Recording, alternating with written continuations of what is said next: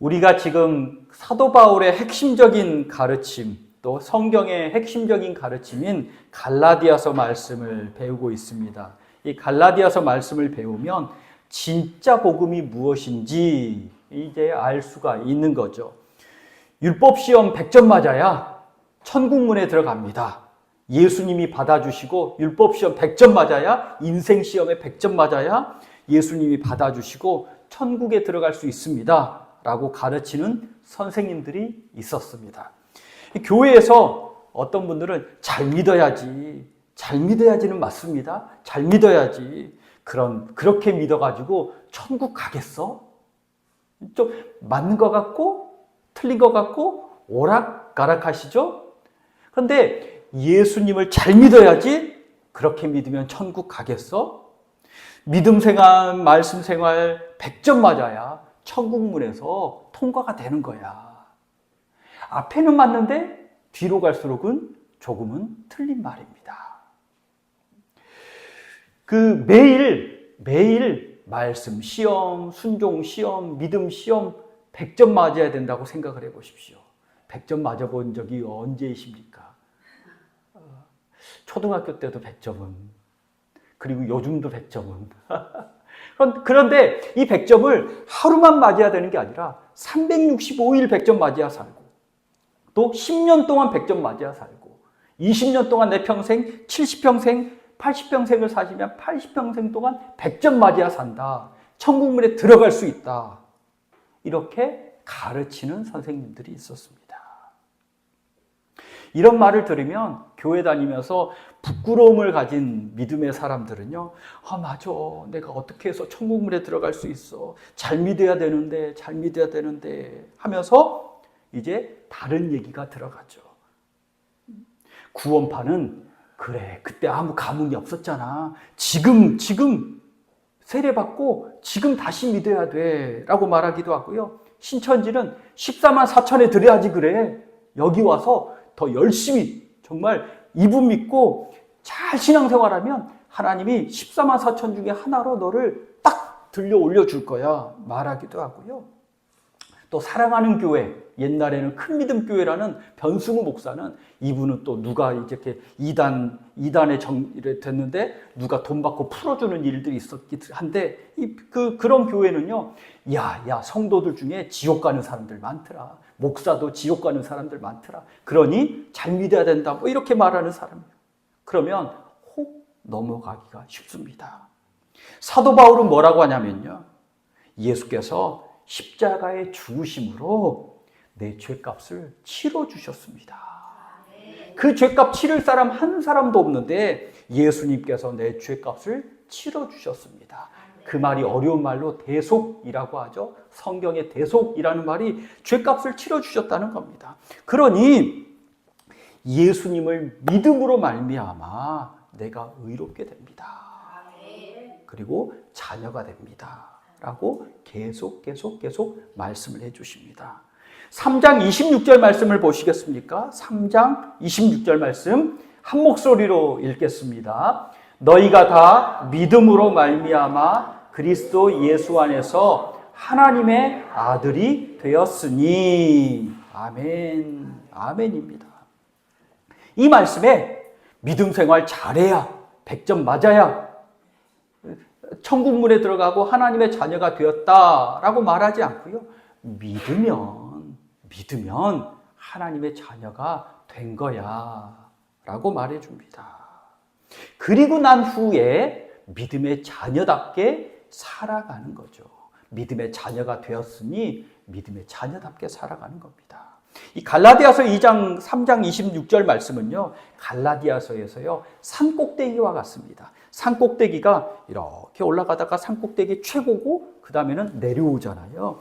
이 3장 26절 앞에는요 무슨 말씀이 있었냐면 믿음으로 말미암아 하나님의 자녀가 되는 겁니다. 하나님의 자녀가 되는 겁니다 라고 계속 말씀을 해주다가 맞아, 믿음으로 하나님의 자녀가 되었지. 그러니 이제는 하나님의 자녀가 되는 복과 유업이 이런 거야 라고 말씀을 해주고요.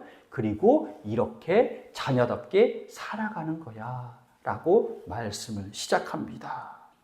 오늘 말씀은 믿음으로 말미암아 이 하나님의 자녀가 된 이후에 내 영혼과 내 삶에서 어떤 일이 일어나는지, 어떻게 살아가야 하는지를 가르쳐 주는데요. 오늘 말씀을 통해서 내 안에서 일하시는 하나님의 은혜와 능력을 깨닫는 은혜의 시간이 되시기를 간절히 축복합니다. 첫째로는요, 믿음으로 말미암아 그리스도와 연합합니다. 믿음으로 말미암아 그리스도와 딱 붙어 살게 됩니다. 연합의 대표적인 예가 부부라고 말씀을 드렸습니다. 부부로서 연합합니다. 서로 다른 남자와 여자가 만나서요, 둘이 합해서 부부가 됩니다. 연합입니다. 딱 붙어 있습니다. 이때 딱 붙을 때 본드가 있는데 사랑이라는 본드로 딱 붙습니다. 그런데 이 붙을 때 똑같아서 붙는 게 아니라 이 사람하고 달라요. 다른데 사랑으로 딱 붙어놨습니다. 서로 달라서 딱 붙여놨으니 하나가 됐어요. 그러니 더욱 붙어있는 다음에서도요, 서로 맞춰가면서 살아야 되는 게, 연합하면서 살아야 되는 게 부부생활 아닙니까? 어떤 사람들은, 청년들은요, 결혼하면 그때부터 행복의 시작이다. 나 행복한 일만 생길 거야. 라고 생각하기 쉬운데요. 이제 결혼하고 나서도 서로 참고, 인내하고, 섬겨주고, 연합하는 일이 계속 되다 보면, 그러면서 점점 행복이 커지는 것 아니겠습니까? 그러니, 연합했으니 더욱 사랑으로 연합하는 게 부부생활입니다. 이렇게 딱 붙여놨으니 떼면 얼마나 아프겠습니까? 찢어지고 아프고 상처나고 못쓰게 되고. 그래서 큰 상처가 나니 부부가 헤어지는 건 생각하고 기도하고 충분히 시간을 두고 정말 안 해도 되면 안 해야 되는 게, 그래서 안 해야 되는 게 서로 떨어지는 거라고도 말씀을 드렸죠. 서로 다른 남자, 서로 다른 여자가 사랑의 본드로 딱 붙여놓은 게 이게 얼마나 신비스러운 일입니까? 신비스러운 일입니다. 하나님의 아들 예수 그리스도와 내가 딱 붙어 사는 것도 그만큼 신비스러운 일입니다. 연합했다는 거죠. 예수님과 내가 믿음이라는 본드로 딱 붙었습니다. 딱 붙었습니다. 근데 이분은 하나님의 아들이시잖아요. 100% 말씀을 순종하고 존귀한 분인데 나는 보잘것없는, 참 허물 많은 그런 사람하고 예수님하고 딱 붙여놨으니 이게 얼마나 괴롭습니까? 처음에 부부 생활에서 좋을 때는 3개월, 그 이후부터는 싸움하기 시작한 것 같이 내 속에서 영적인 싸움이 일어나는 거죠. 그런데 중요한 건 싸움이 일어나든지 예수님과 티격태격하든지 아니면 내가 가끔 좋을 때 예수님 말씀을 잘 듣든지, 중요한 건 예수님과 내가 그때부터 언제나 믿음으로 딱 붙어 있다는 사실입니다. 이 사실을 믿으시기 바랍니다. 싸울 때는 부부 아닌 거 아니죠? 싸울 때도 부부입니다. 마찬가지로 내가 허물 많고 죄가 많을 때도 붙어 있으니 하나님이 나를 주의 자녀로 봐주시는 겁니다. 오늘 27절 말씀에 재미있는 표현이 있죠. 누구든지 그리스도 앞하여 세례를 받은 자는 이라고 말합니다. 세례가 그리스도와 딱 붙어 있는 걸 공식적으로 말해주는 일이었다라는 겁니다. 교회에서 예수님 이름으로 세례를 받았으면, 물론 성령이 내 안에 들어와서 그때부터 예수님과 딱 붙어 있지만, 교회 공동체가 이제 너는 예수님과 딱 붙어 있는 거야, 딱 붙어 있는 사람이야 라고 인정해주는 공식적인 일이었다는 겁니다. 그러니 내가 예수 안에서 세례를 받았으면 나는 하나님의 자녀다 라고 믿으시기 바랍니다. 그래서 그때부터는요, 예수님이 죽으셨듯이, 십자가에 죽으셨듯이 나도 죽는 거고요. 예수께서 부활해서 살아나셨듯이 나도 다시 살아나서 영원히 천국에서 살게 될 것을 믿으시기 바랍니다. 연합했으니, 딱 붙어 있으니 그때부터는 서로 맞춰가는 거잖아요. 분명 예수 안에서 나는 죽었다고 했는데 죽었습니까? 내 자아가 살아나고 고집도 살아나고 못된 성품도 강시같이 살아납니다. 내가 그리스도를 옷 입었는데 그리스도와 딱 붙어서 예수님의 옷을 딱 입었는데 예수님의 옷을 입고 가자 했는데요. 나는 그곳에 가기 싫습니다.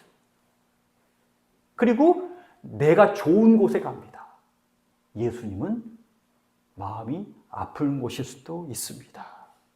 예수님이 가기 싫은 곳을 가고 예수님이 하지 않으신 일들을 하고 예수님이 뱉지 않으신 말들을 뱉고 살고 그래서 더더욱 예수 안에서 우리 심령 안에서 예수님이 더 잘 사실 수 있도록 드러내야 하고 자리를 내어드려야 하는 거죠. 사도 바울도요. 오호라 나는 곤고한 사람이로다. 이 사망의 몸에서 누가 나를 건져내랴 하면서 한탄하고 괴로워했습니다. 그러면서 내적 싸움을 하면서요. 점점 예수님께 자리를 내어드린 거죠. 쉽게 말하면 예수님께 아이고 예수님 제가 졌습니다. 항복합니다. 예수님 말씀대로 하겠습니다. 하면서 예수님께 항복하고 자리를 내어드리는 삶이 우리 믿음의 일인 줄 믿으시기 바랍니다. 세상 것으로 살면요. 어떤 일들이 있냐면 교회 안에서도 마찬가지인데요. 세상의 지혜와 세상의 것으로만 살고 또 세상의 모든 일들로만 이 교회가 지배되면 어떤 일들이 일어난지 아십니까? 어떤 권사님이 옛날에 큰 기업을 운영하시는 분이 있어요. 이름도 이제 믿음의 이제 상호를 붙이셨어요. 근데 한 번은 교회에 올라오시더니 저를 잡고 한탄을 해요. 왜냐하면 교회가 가장 비효율적인 곳이라고. 왜냐하면 회사는 가장 효율적으로 사람을 활용하고 자원을 활용해서 이익을 내잖아요. 그런데 교회를 보면 가장 효율이 떨어지는 곳이라고.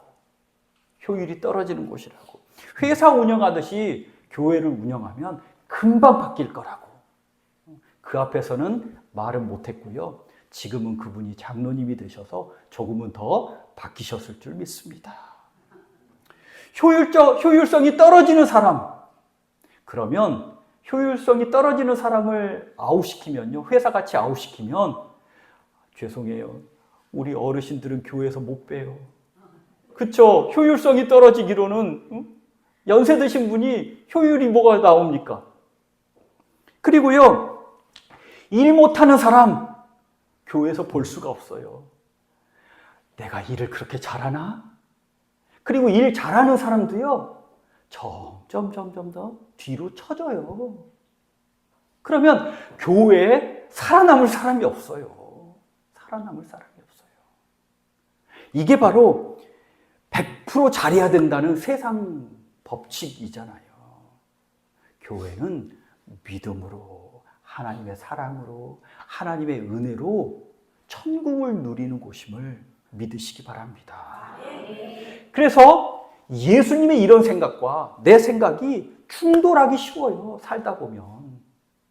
왜? 내가 그렇게 배웠거든. 어려서부터 시험 100점 맞아야 된다고요. 어려서부터 쓸모있는 사람이 돼야 된다고요. 너 그렇게 나가서 사회에서 누가 인정해 줄 거냐는 그런 말 듣고 최대로 자기 효율성을 높이며 살았잖아요. 그런데 그 배운 것들이 교회에서도 부딪히는 거죠. 내가 잘 믿어야 하는데. 그런데 예수님은 뭐라고 하시냐면 내가 사랑한다 말씀하시고 내가 너를 위해서 모든 것을 준비했다 말씀하시니 이게 충돌하는 거죠. 그래서 우리는 더더욱 예수와 연합해서 딱 붙어 살면서 예수님께 항복하는 이가 잘 믿는 이임을 깨달으시기를 바랍니다. 둘째로는요, 믿음으로 말미암아 살면 형제, 자매와 연합하게 됩니다. 예수님과 연합하며 사는 사람이 형제, 자매와 함께 잘 연합하며 살 수 있습니다. 28절을 보십시오. 28절 말씀 한 목소리로 한번 읽어볼까요? 너희는 유대인이나 헬라인이나 종이나 자유인이나 남자나 여자나 다 그리스도 예수 안에서 하나이니라. 아멘. 아멘. 믿음의 사람들로 인해서 이런 일들이 일어났습니다. 어떤 일들이 일어났느냐? 경계가 사라지고요. 한 식탁 안에서 천국잔치를 누리는 겁니다. 우리가 문자적으로만 보면 유대인이나 헬라인이나 종이나 자유인이나 남자나 여자나 모두가 하나다라고 생각하니 이게 무슨 말인지 잘 모르지만 유대인과 헬라인은 절대 같이 살 수가 없어요. 그리고 종도 주인도 자유인도 같이 살 수 없는 사람이죠. 또 요즘에야 우리 여자분들이 존귀한 자가 되고 또 요즘에는 여자분들의 말을 잘 들어야 되는 시대가 되었지만 한 30년 전만 해도요. 30년 전만 해도 그리고 그 옛날에도 여자와 남자는 남녀 칠세 부동석 이래가면서 차별이 심했습니다. 사도 바울 시대 예수님 시대는 어떠했겠습니까? 근데 복음은 차별이 없다는 겁니다. 한 식탁 안에서 모두가 다 한 식구라는 겁니다. 인류 역사상 최초로 외국에 세워진 교회가 사도행전 13장의 안디옥 교회인데요. 예루살렘 교회가 성령 받아서 최초의 교회고요. 이거는 유대 지역 안에 세워진 교회였고요. 이 유대 지역 밖에 외국에 가장 처음 세워진 교회가 안디옥 교회였습니다. 외국에 세워졌으니까 유대인이 아닌 외국인들도 많았겠죠.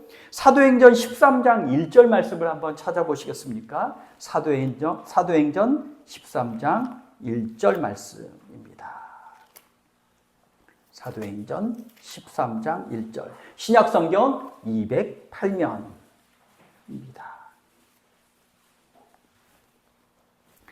사도행전 13장 1절 신약성경 빨간 거, 옆에 빨간 거 208면입니다. 자, 13장 1절 말씀 한 목소리로 읽겠습니다. 안디옥 교회에 선지자들과 교사들이 있으니 곧 바나바와 니게르라 하는 시므온과 구레네 사람 구기오와 분봉왕 헤롯의 젖동생 마나엔과 및 사울이라. 아멘. 설명을 드리자면요. 바나바는 사도행전 4장에 나오는 제일 뒷부분에 나오는 충성스러운 믿음의 사람 유대인이었습니다. 그래서 예수님 믿고 나서는요. 하나님께 자기의 재산을 팔아서 교회에 헌금을 드리면서 가난한 사람, 필요한 곳에 내 재물을 사용해 주십시오라고 헌금한 충성스러운 사람이었죠. 다른 사람들의 믿음을 잘 북돋은 사람이었는데 유대인이었습니다.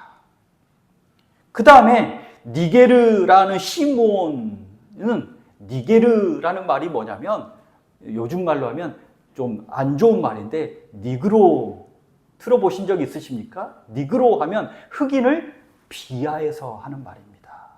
얼굴이 검은 사람이었어요.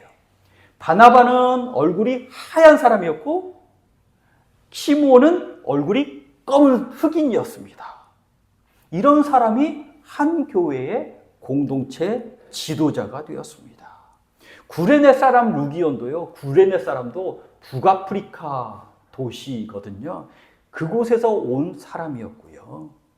그리고 또 분봉왕 헤롯의 젖동생 마나엔이라는 사람은요.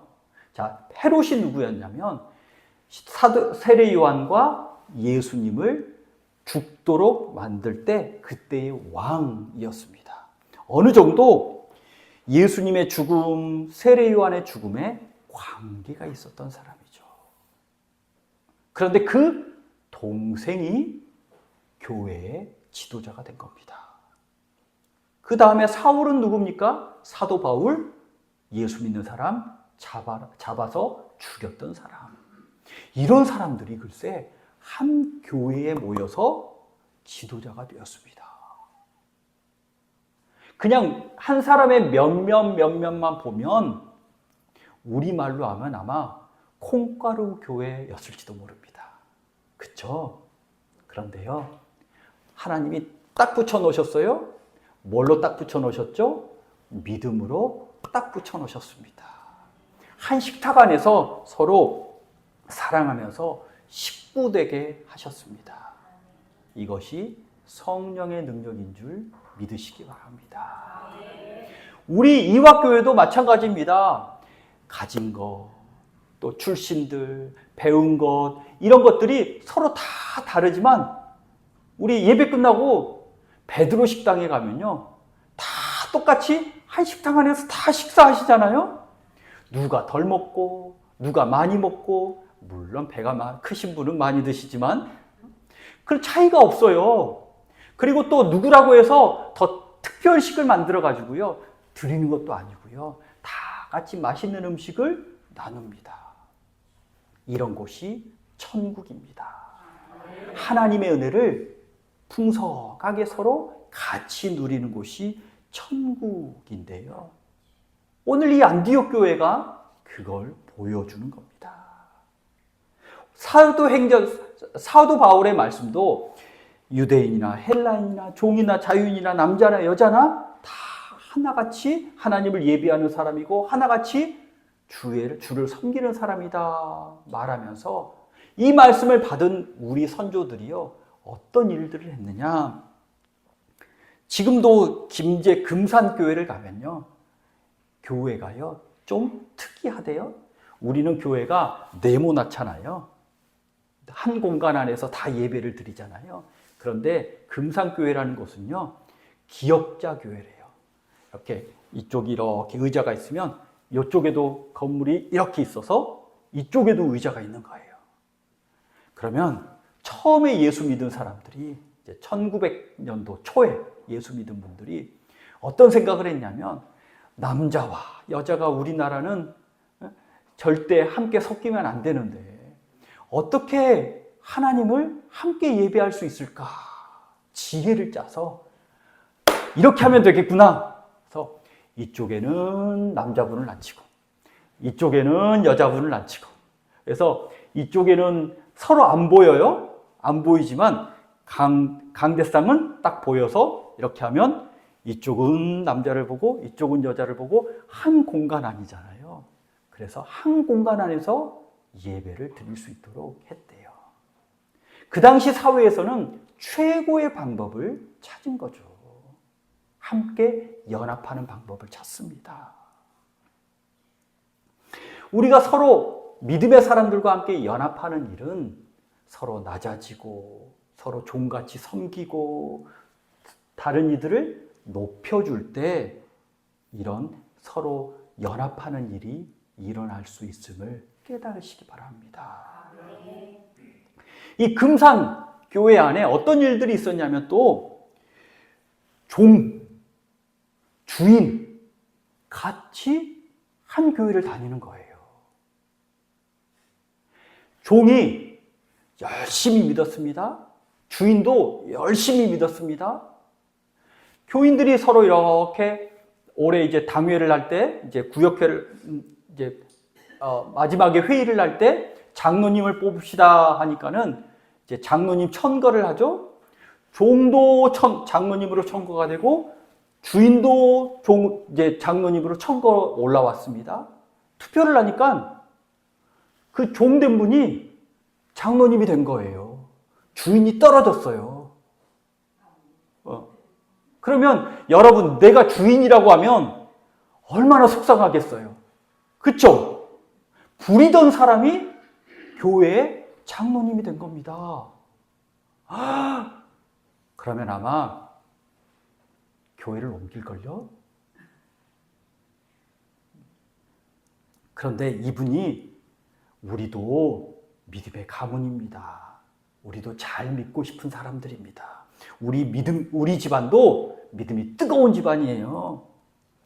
그 장로님을 열심으로 섬기겠습니다 하고 겸손히 받아들이고요. 그 주인인 분도 3년 후에 장로님이 되셨대요. 그 믿음이니까 장로님으로 청구하고 다시 장로님이 되신 거죠. 교회를 떠나보세요. 믿음이 드러나는 거죠. 그리고 나중에는요, 그 종되었던 그 장로님을 이제 주인이었던 장로님이 신학교 보내드려서 더 크게 쓰임받도록 또 후원했답니다. 어떻게 옛날에 선조들이 이렇게 믿음의 일들을 할 수 있을까라고 물었을 때 믿음의 일은요, 시대의 구분이 가지 않는 것이고요. 오늘 믿음으로 순종하는 사람들에게 말씀이 이루어짐을 깨달으시기 바랍니다. 우리 이화교회가 그런 곳이 되기를 원합니다. 세상에서 말씀이 사라졌습니다. 세상에서 하나님의 일들이 사라졌습니다.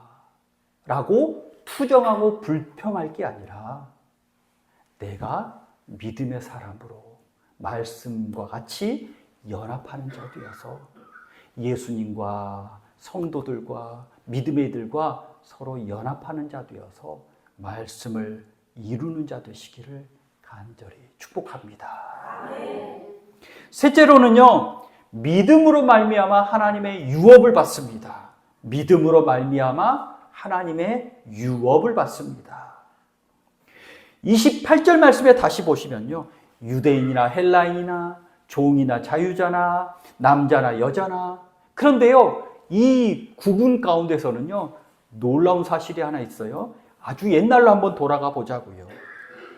상속을 해주면 누구에게 상속을 해주냐면요, 유대인에게 상속을 해주고요. 상속을 해주면 누가 상속을 받아요? 종이 상속을 받는 게 아니라 주인이 상속을 받는 거잖아요. 또 그 옛날에는요, 남자와 여자 중에 남자만 상속해 주었잖아요. 근데 하나님의 법은 29절 말씀에 하나님의 법은 너희가 그리스도의 것이면 곧 아브라함의 자손이요 약속대로 유업을 이을 자니라. 믿음이 있는 사람은 하나님의 유업을 다 받을 것이다 라고 약속하십니다. 남자와 여자 구분 없고 종 주인 구분 없고 출신이 구분 없고 모든 이들에게 하나님이 유업을 주신다는 거죠. 쉽게 비유하자면 하나님 나라에 내 집 있는 겁니다. 하나님 나라에 내 집 있는 겁니다. 영생의 복도 받습니다. 그 하나님의 나라의 복을 지금도 받고 있습니다. 그러니 혹시 이 땅에서 내 집이 없다, 너무 가슴 아파하시는 분들 걱정하지 마십시오. 천국에 내 집 있습니다. 천국에 내 집 있습니다. 사람들 눈에 나사로는요, 가난한 사람이었잖아요. 잔치에 초대받지도 못하는 사람이었습니다. 문 밖에서 그냥 던져주는 거 먹는 사람이었습니다. 그런데 믿음의 나라에서는요, 하나님의 유업을 잇는 사람이었습니다. 그리고 믿음으로 사니까 이 땅에서도 하나님이 점점 은혜를 주셔서 나아지게 하는 것도 믿으시기 바랍니다. 평생을 한 선교지에서요, 믿음으로 살아오신 복음을 선포하신 선교사님이 계십니다.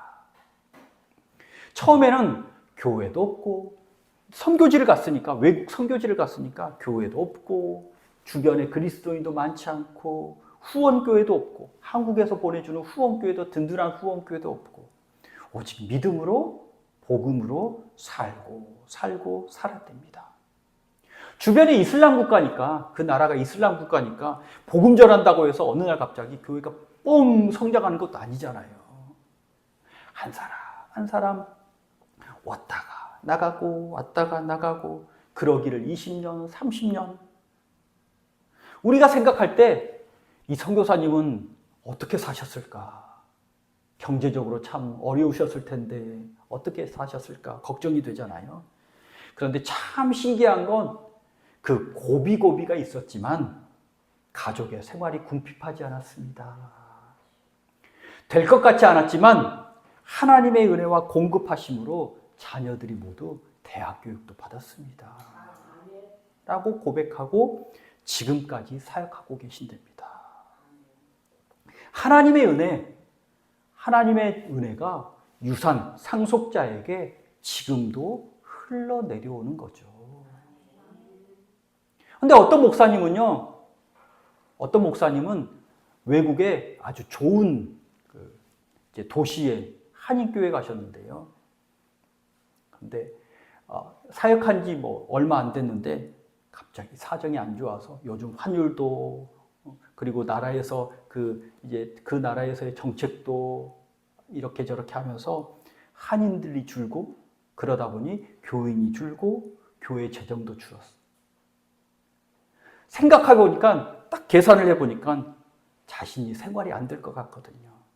그래서 고국으로 돌아왔다는 목사님의 소식도 듣기도 합니다. 믿음인 어떤 사람이 믿음을 발휘해서 살고 있는 걸까요? 이 부분에서는 저도 부끄럽지만 얘기 드린 게 있잖아요. 제가요 엄청 똑똑하거든요.